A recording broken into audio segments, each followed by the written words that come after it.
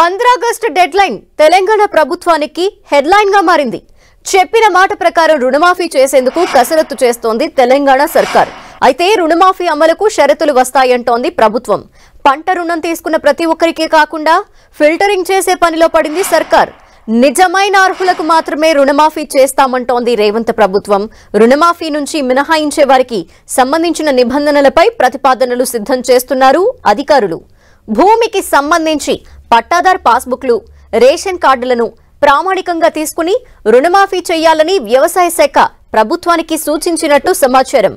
ఆదాయ పన్ను చెల్లిస్తున్న వారు, కేంద్ర రాష్ట్ర ప్రభుత్వ ఉద్యోగులు, ఎంపీలు, ఎమ్మెల్యేలు, ఎమ్మెల్సీలు, ప్రజాప్రతినిధులను, మాజీ ప్రజాప్రతినిధుల్ని రుణమాఫీ నుంచి మినహాయించాలని ప్రతిపాదించినట్టు చర్చ జరుగుతోంది.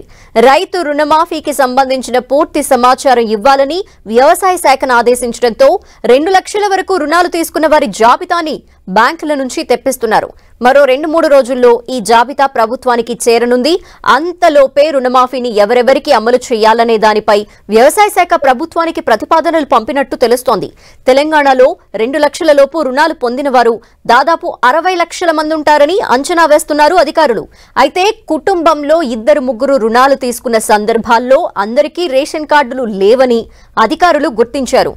కేవలం కుటుంబ పెద్దకు మాత్రమే రేషన్ కార్డు ఉండటంతో రేషన్ కార్డు నిబంధన పెడితే కుటుంబంలో ఒకరికి మాత్రమే రుణమాఫీ వర్తిస్తుందని వ్యవసాయ శాఖ ప్రతిపాదించినట్టు సమాచారం. ఇలా రేషన్ కార్డు నిబంధనను పాటిస్తే దాదాపు 18 లక్షల మంది లబ్ధిదారులు తగ్గే అవకాశం ఉందని అధికారులు అంచనా వేస్తున్నారు. ఇక ఆదాయ పన్ను చెల్లిస్తున్న వారు, ప్రభుత్వ ఉద్యోగులు, ఎంపీ, ఎమ్మెల్యేలు, ఎమ్మెల్సీలు, మాజీ ప్రజాప్రతినిధులను మినహాయిస్తే మరో 2 లక్షల మంది లబ్ధిదారులు తగ్గుతారని భావిస్తున్నారు. ఇలా పాస్బుక్, రేషన్ కార్డు, ఆదాయ పన్ను చెల్లింపుదారులు, ఉద్యోగులు, ప్రజాప్రతినిధుల తొలగింపు నిబంధనలతో రుణమాఫీ అర్హుల సంఖ్య 60 లక్షల నుంచి 40 లక్షల మందికి తగ్గుతుందని అంచనా వేస్తోంది వ్యవసాయ శాఖ. మరోవైపు 2018 డిసెంబర్ 12 నుంచి తీసుకున్న పంట రుణాలు రెన్యువల్ అయిన వాటికి మాఫీ అమలు చేయాలని రేవంత్ సర్కార్ యోచిస్తోంది.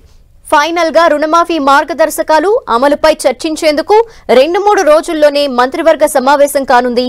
కేబినెట్ సమావేశంలో చర్చించాక ఎంతమందికి రుణమాఫీ అమలవుతుందన్న దానితో పాటు కట్ ఆఫ్ డేట్ పైన కూడా స్పష్టత రానుంది.